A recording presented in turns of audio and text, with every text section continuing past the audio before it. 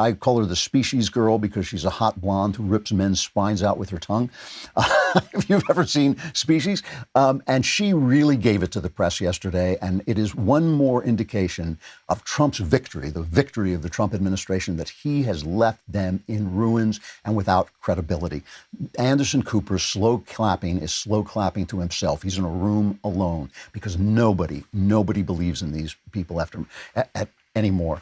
She went after so many things. She went after the way they said that Trump couldn't create a vaccine, but then she went after this Swalwell thing, Eric Swalwell, who apparently was banging Fang Fang, this Chinese spy, and she went over after the fact that this is a story not only that they're not covering, but this Swalwell has been misdirecting people from all this time. Let's play cut 2 first. As former White House Press Secretary Ari Fleischer said, bias is often found in stories the press does not cover.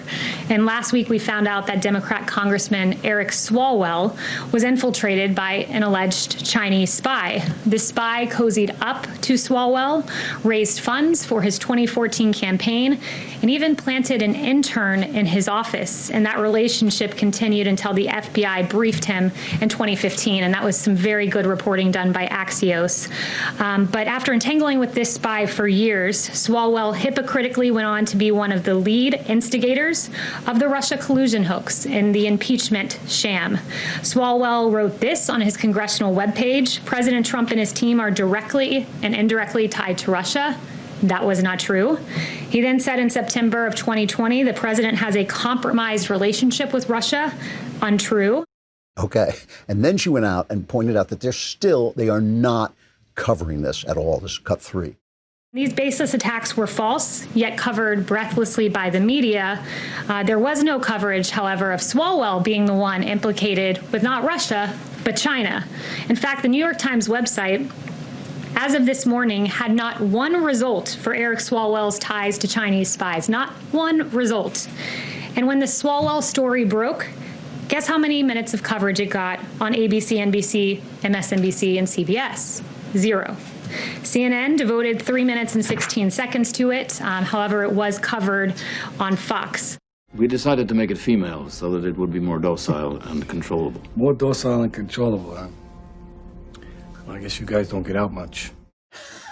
That was the scene from Species where they created Kayleigh McEnany.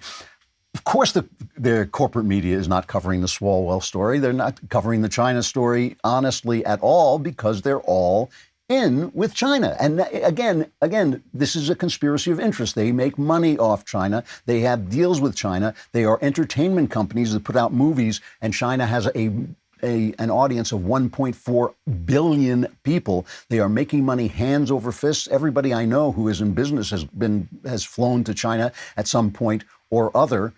They don't care that China is spying on America. It's fine with them. And the Chinese agenda of making everybody march in ideological lockstep is the agenda of Davos, is the agenda of AOC, is the agenda of Amazon. It's the agenda of all of them. You know, it's true that Amazon doesn't kill people and doesn't put Muslims in prison, but they want that ideological lockstep just the same, and they want to use their power to do it, and they want to make money at the same time. This is why capitalism is never the whole. No-ism is the answer. No-ism is the answer. Freedom has to exist first, has to be the value above all others.